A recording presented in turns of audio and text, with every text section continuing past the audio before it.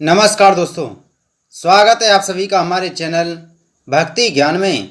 दोस्तों, आज हम आपको भगवान गणेश जी की कहानी सुना रहे हैं।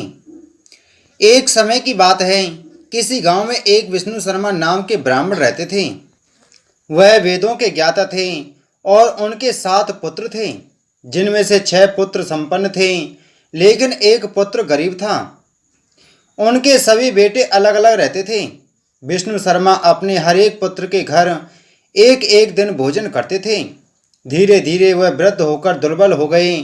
वह अपनी पुत्र वधू द्वारा अपमानित होकर रोते रहते थे। एक बार विष्णु शर्मा ने गणेश चौथ का व्रत रखा और अपने सबसे बड़ी बहू के घर पहुंचे और बोला, बहू, मैंने आज गणेश चौथ का व्रत किया है। तुम पूजा का सामान इकट्ठा कर दो। भगवान गणेश खुश होकर तुम पर कृपा करेंगे। यह सुनकर बहू कठोर वाणी में बोली, पिताजी, मुझे तो घर के कार्यों से ही फुर्सत नहीं है। मेरे पास इन फिजूल के कामों के लिए समय नहीं है। आप तो हमेशा कुछ ना कुछ काम बताते रहते हो। मैं नहीं जानती आपके गणेश जी को। सबसे बड़ी बहू के डांट सुनकर विष्णु शर्मा अपनी सभी बहू के घर गए, परंतु सभी ने उन्हें डांट कर भगा दिया। वह बहुत दुखी हुए और अंत में अपनी छोटी बहू के घर गए। छोटी बहू के घर भी वे समझाते हुए बोले, बहू रानी, सब बहुओं ने तो मुझे डांट कर घर से निकाल दिया। अब मैं कहाँ जाऊँ? तुम्हारे पास तो मेरे व्रत की सामग्री लाने के लिए भी पैसे नहीं हैं। बहू बोली, ससुर जी, आप परेशान न हो और अपनी इच्छा पूर्वक व्रत करें। आपके साथ मैं भी व्रत करूंगी। ऐसा कहकर छोटी बहू पड़ोसन से व्रत की सामग्री मांगने गई। उसने अपने ससुर के साथ पूजन किया। पूजन के बाद खाने की कमी से खुद भूखा रहकर ससुर को खाना खिलाया और खुद भूखी ही सो गई। आधी रात के बाद ससुर को उल्टियां होने लगीं।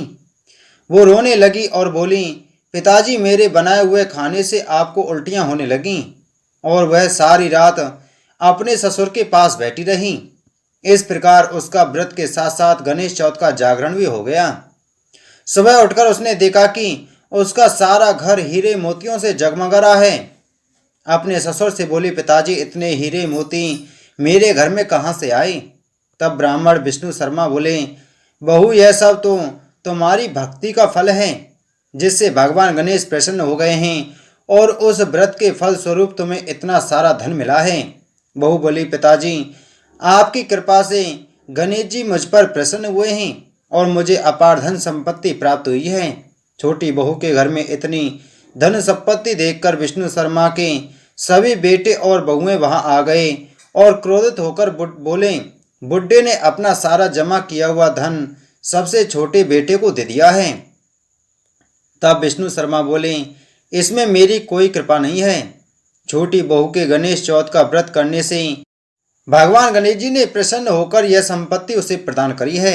मैंने पहले तुम सभी बहुओं के घर जाकर यह व्रत करने को कहा था, परंतु तुमने मेरी एक ना सुनी। छोटी बहू ने मांग कर पूजा की सामग्री एकत्रित करी और यह व्रत करा, और इसकी सच्ची भक्ति से प्रसन्न होकर गणेश जी ने इसे अपार संपत्ति प्रदान करी है। हे गणेश जी महाराज, जैसे बड़ी बहुओं को करी ऐसे किसी की मत करियो, और जैसे छोटी बहू को आपने अपार संपत्ति प्राप्त कराई ऐसे सभी को करियो। बोलो गणेश जी महाराज की जय। दोस्तों, इसी प्रकार की वीडियो प्राप्त करने के लिए आप हमारे चैनल को सब्सक्राइब कर बगल में घंटी के बटन को जरूर दबाएं। जय श्री कृष्ण।